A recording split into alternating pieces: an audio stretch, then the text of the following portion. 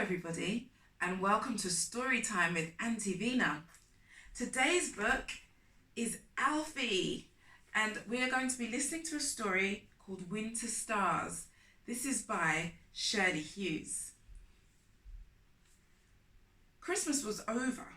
All the exciting parcels had been opened, and the Christmas tree, which had once been so fine and covered in beautiful sparkly things, was now waiting to be collected by the desk man. But now something else nice was going to happen. Mum and Alfie and Annie Rose were going to visit Grandma. Dad had to stop behind and go to work, but he was going to join them for the weekend.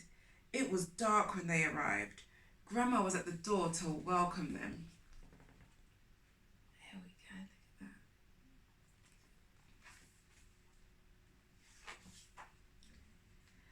Alfie and Annie Rose were put to bed in the little room next to Grandma's. There was a door in between which was always kept a bit open. Annie Rose had a cot in the corner and Alfie slept in the wooden bed which had been Mum's when she was a little girl. That night Alfie lay awake until very late. He could hear Grandma moving about in her room.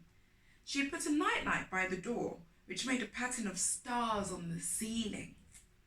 Alfie lay and looked at them until at last he dropped off to sleep. Next morning when he woke up, it was dark and the stars on the ceiling were still there. Mum and Annie Rose were asleep, so Alfie crept into Grandma's bed to keep her company while she had her early morning tea. They looked through Alfie's catalogue of beautiful shiny cars, talking in whispers and choosing which one they would like to drive. Look at those beautiful stars, aren't they fabulous? It's all coming from this little light here. And on this side, we've got Alfie and Grandma having a nice snuggle and looking at his shiny cars. That's lovely. After breakfast, when Alfie and Annie Rose looked out, the garden was all white with frost. The trees and bushes were just grey, misty shapes. It was too cold to play outdoors, so they stayed in the kitchen and did some cooking. Grandma was making a pie for lunch. She gave Alfie a lump of pastry and showed him how to roll it out on a board. You had to put a sprinkling of flour underneath so it didn't stick. The dough can be quite sticky, so if you don't put that flour on, it will get stuck on the countertop. Then Alfie cut it into shapes with Grandma's pastry cutters. There were star shapes and moon shapes and round shapes with crinkly edges. Alfie liked the star shapes best. When he finished, he laid them carefully on a baking tray and Grandma put them in the oven to cook. Annie Rose rolled her bits into little balls and set them out under the table for the teddies. There he is, carefully making his star-shaped pastry cuttings. After lunch, Grandma and Annie Rose went off upstairs to have a nap. Mum and Alfie went for a walk. It was so cold, both their noses turned pink. There was no cows in the field. Mum said they had gone to live in the cowshed where it was warm. When I go out and it's very cold, my nose doesn't go pink, but it feels very shiny when I feel it.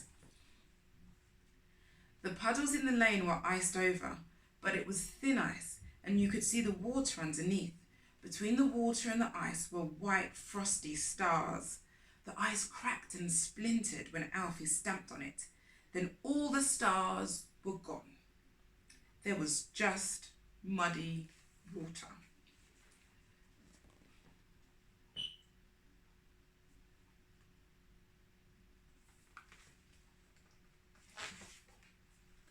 Now the sky was turning pink too. On their way home, they saw one little star shining all by itself. Stars everywhere, said Alfie.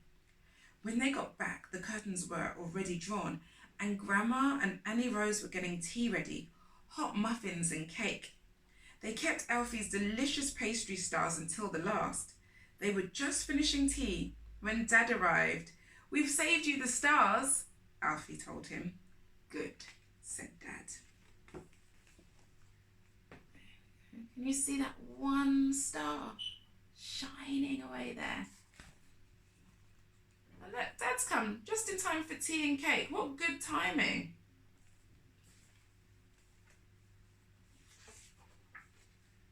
Then they all put on their warm coats and scarves and went outside. Now the trees stood out clear and black. You could see every branch and twig. And the sky was full of stars. They all stood and gazed. You never see them like this in the city, said Dad. How many stars are there? Alfie wanted to know. Heaven knows, Dad said. Look at all those beautiful stars.